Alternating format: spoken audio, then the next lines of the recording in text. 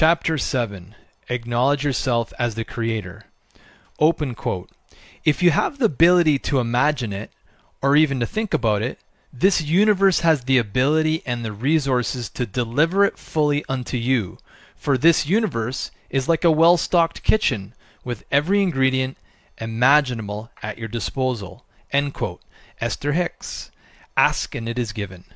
I recently got together with some old friends at a cottage in Northern Ontario, Canada. We had a great time, but what I find really interesting and fascinating is how this weekend with friends came together. 2 months prior, I had been talking with these few friends about getting together, but we had no idea where we should gather. At the same time, my wife and I were looking for a place to live in Canada as we finished our 11-month tour in the US. We had been traveling, but we wanted to find a place to settle in Canada. When my wife was looking for places to live, she came across this immaculate 3-bedroom waterfront cottage. I remember looking at the photos online and saying to myself, this place is perfect. So I booked it. Now the thing with Northern Ontario is that the weather is always a gamble. You can have rain one day and a hot sunny day the next. You never know what you're going to get. When I saw those online photos, all I could think was, this is perfect. I had this overwhelming feeling that the cottage would be perfect on that specific weekend. Now here's what fascinates me. We had rained for about 2 weeks, but as the weekend with my friends approached, the rain and cool temperatures lifted and Mr. Sun was back. We couldn't have asked for better weather. It was hot and we were all on the lake all weekend. The day after my friends left, the clouds came back and it started to rain. Was it a coincidence, or was the feeling I'd had been some form of telepathy? Was I being provided with information about the future through the field of intention? I'll let you be the judge of that. But what I can tell you for certain is that the human body is designed to be more receptive to subtle vibrations and information not available at the conscious level. That's what we'll talk about next. Your brain and nervous system. You have a brain that allows you to fire and wire new synaptic connections every time you think a new thought. New thoughts create new connections, and these new connections create new circuits to allow electrical signals to travel and activate new chemicals, emotions, in your body. With repetition and regular practice, you can train your nervous system to feel the emotions you want to feel. You can train yourself to perceive what you want to perceive. You can create new thoughts. And these new thoughts color your perceptions to shift your vibration and your reality. Pineal gland. In the middle of your brain, you have something called the pineal gland that contains tiny crystals. These crystals are piezoelectric sensors which convert mechanical pressure into EMFs, electromagnetic fields.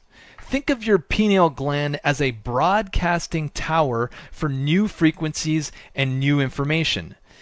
Pineal gland crystals are activated through deep meditation and deep breathing. During deep breathing exercises, the fluid in your spine circulates from the base of your spine up through cavities in the skull, just like a pump moves water.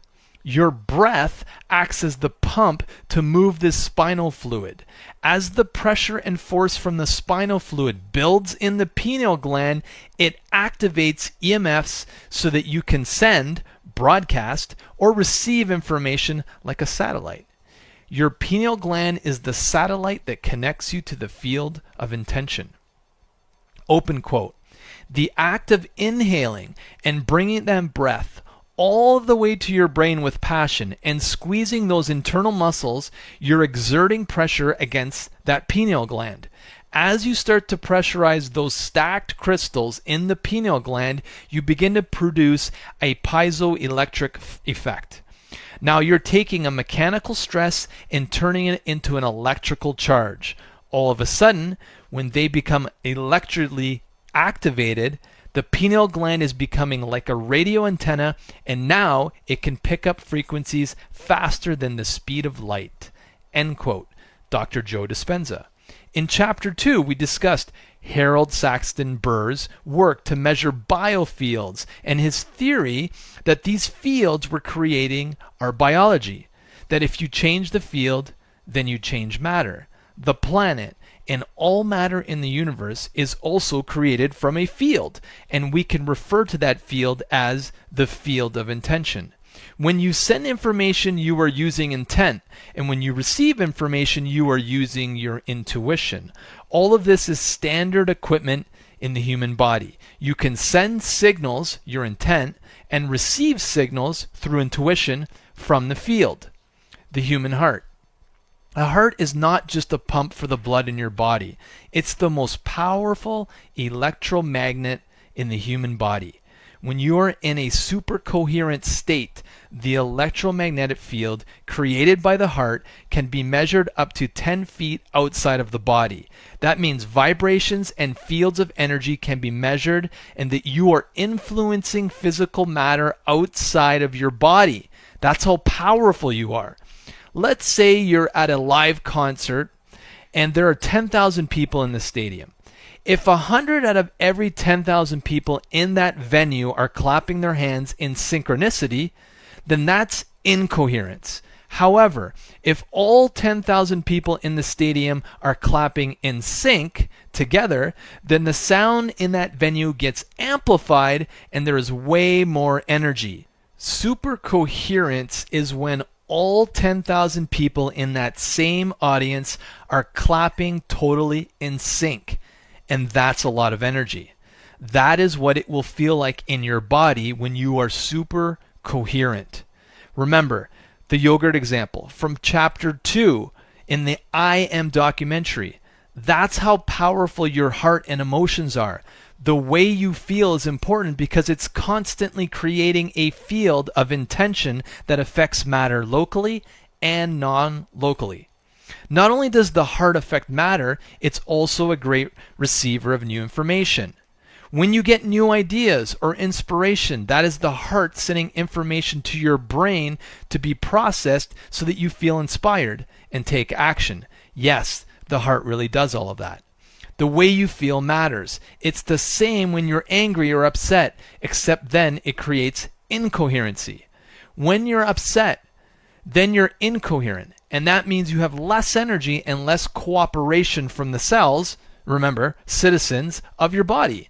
In this state, there is more disorder. You feel that you have less energy and you feel disconnected. You don't feel like yourself. The way you feel really matters. When you're super coherent, you feel whole and complete. You feel as if you are one with all things. You feel connected. You feel that you're in the flow and that life is perfect. You feel that nothing can go wrong. That is when all the cells in your body are in order. So my message is, pay attention to how you feel.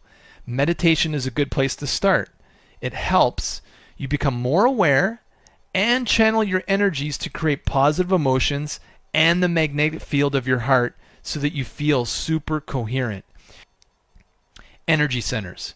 You have 8 energy centers in your body, and one of them is the heart. All these energy centers are thinking brains that affect your energy, mood, and perceptions. The bottom 3 energy centers, root chakra, sacral plexus, and the solar plexus chakras, store past traumas, activate stress hormones, and keep you in a state of reaction and panic when they are out of balance. With regular meditation, deep breathing, and other techniques, you can rebalance these energy centers so that you remain in a state of coherence, so that you are aligned with your intent. Being coherent allows you to easily have more energy, vitality, clarity, and confidence. You become more trusting of yourself and you feel more at peace. The point is that there is nothing wrong with you. In many cases, what we label as wrong is actually rooted in trapped energy in these lower energy centers. You are a divine being, and sometimes a simple rebalancing of your energy and auric fields is all that is needed to get you back to a place of peace and joy. Change the energy and you change your life. Remember, you are the creator. You are a piece of God. God is a piece of you, and you are one with God. There is no separation. You are the co-creator, and you have the power to create what you want. In fact, you were designed to perform miracles. You are a stream of consciousness that is continually manifesting and creating your world. The key to taking control and living an absolute blissful life is to use the technology you've been equipped with at birth. Thanks for listening to this free sample of the 7-day manifestation experiment, how you can create the life of your dreams. If you'd like to order the book, you can get it on Amazon, Barnes & Noble, or on Audible in the description in the links below. Thanks again for listening. My name's Steve, and we'll talk to you next time.